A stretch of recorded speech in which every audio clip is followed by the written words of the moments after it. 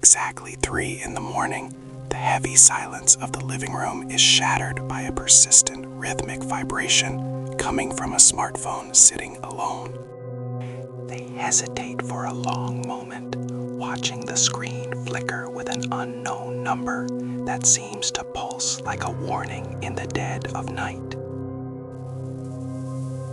The decision is made with a trembling swipe of the finger, and suddenly the quiet apartment feels much smaller as the call connects to nothingness. They press the gold glass against their ear, straining to hear anything over the rushing sound of their own pulse hammering against their temples. A voice so thin it sounds like dry leaves skittering across pavement emerges from the speaker, whispering a name that shouldn't be known by any stranger. The shadows in the corner of the room appear to lengthen, twisting into unnatural shapes that defy the moonlight filtering through the sheer window curtains. Across the room, the closet door shifts by a fraction of an inch, revealing a sliver of absolute darkness that feels far deeper than it should.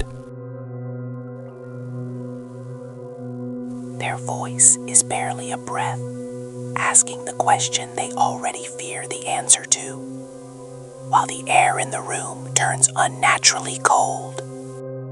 Instead of words, a low-frequency sound that mimics laughter vibrates against their ear, sounding more like a machine than a human being.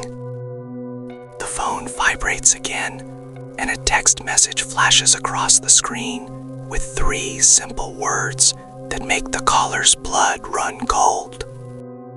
Time seems to stop as they stand paralyzed in the center of the room, feeling a heavy presence looming just inches behind their neck.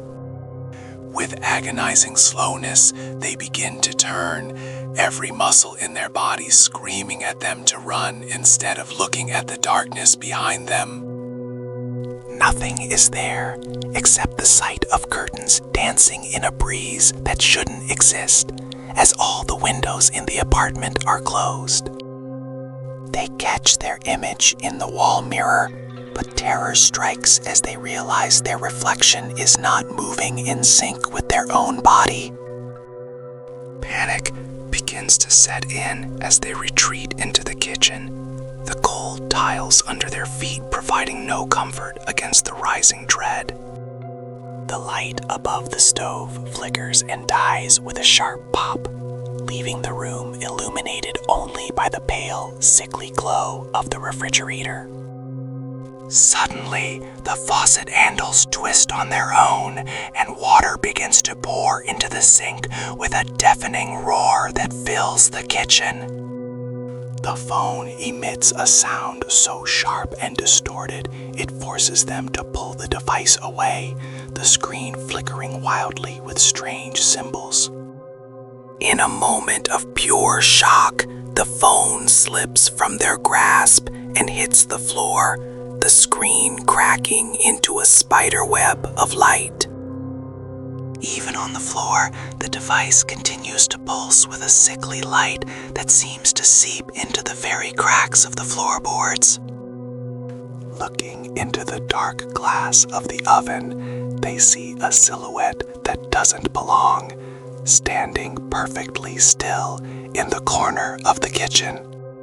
The silence is broken by the unmistakable sound of the front door unlocking itself, the heavy bolt sliding back with mechanical precision. The door swings open as if pushed by an invisible hand, revealing a hallway filled with a mist that shouldn't be there at all. Trapped with no exit, they press their back against the cold wall, watching the doorway as something moves within the swirling mist. From the cracked screen on the floor, a voice speaks clearly and calmly, announcing a presence that is no longer on the other end of a line. A hand emerges from the darkness, its long fingers reaching toward the phone with a deliberate and terrifying grace that stops the caller's art. They look up from the floor, their eyes meeting a gaze that was never meant for human eyes to see in the middle of the night. As the hand closes the distance, the temperature drops further, and the very air seems to vibrate with an impossible energy.